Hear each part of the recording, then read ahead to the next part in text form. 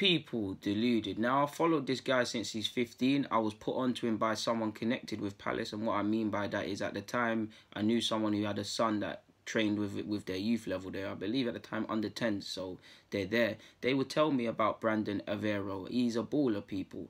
I think he's got the potential to go all the way to play for Palace's first team. Now, I'm not here to say he can be world class. I'm not here to say he can do that tomorrow. He's still got a long way to go. He's just about turned 17. Not sure if he's been involved at England youth level, but I haven't seen him. So if he has, forgive me. But if he hasn't, I can't understand why, because he's a baller. I believe he's got the potential, like I said, to eventually reach that first team. And I think since probably now Jan Bissaka and things like that, it's happened. But in terms of attacking players, since Zaha, I ain't seen it. I believe he can do that. He can be forced out wide and occupy a position out wide, but I think his best role, from what I've seen, is a creative midfielder, a 10. He's a maverick. There was one game I see him shoot from 25 yards. It was a poor effort, but just the bravery to do that. Like, I like to see these sort of things. He's got a lovely final ball. He can actually take a good penalty. He's got a lovely weight of pass. He's got good balance. He's a very strong dribbler. Very good at provoking fouls. He's a very good player. He's reasonable pace as well. He's got good balance. He's got the technical level. It's all there. You'd want him to probably get a bit stronger. You want him to become a bit more consistent and things like that. But these are all relative to age. I think he is a very good footballer, people. Really good footballer.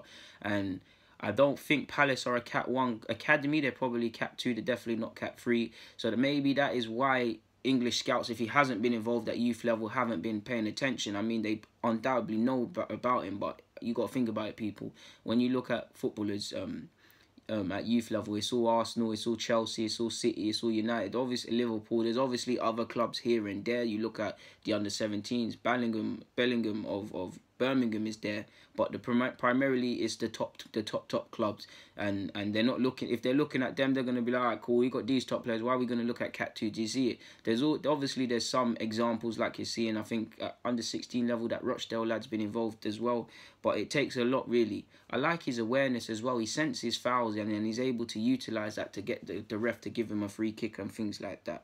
He's got a long way to go. He's probably got to establish himself at under-23 levels before we even speak about first team. But I think Brandon is a very good player, man. Like, again, I'm not here to say this and that and the third, but if he progresses all the way, there could be an international tug of war, because I believe he's obviously eligible to play for England, and I actually believe he's of Portuguese descent or got Portuguese heritage. I'm not sure on that front, but I mean, his last name suggests he got some sort of wavy country in him, so whatever country that is, there could be a fight. Again, potential is just potential. It's down to him to work hard. It's down to the managers to give him chances. And I hope to God he stays free from injuries, better yet. But he's a good player.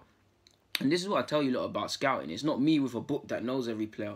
I was put onto him when he was 15 because someone I knew had a child that used to train at Palace. So I would hear about him and possibly get to go. I say possibly because I don't want to put anybody in it, and possibly get to go and watch these games, people. So that's where I formed my opinion. I've been following his progress. I don't like to talk about 16 is cool, but 15-year-old kids. He's now 17, so there's now a time for me to make a video on him, but it's down to him to develop and things like that. I think he's currently injured. I could be wrong, but I like him, innit? So on that note, I'm going to keep it moving, man. Palace have a decent wonder kid in their ranks, man, and hopefully he goes all the way. People, DJ, I'm out.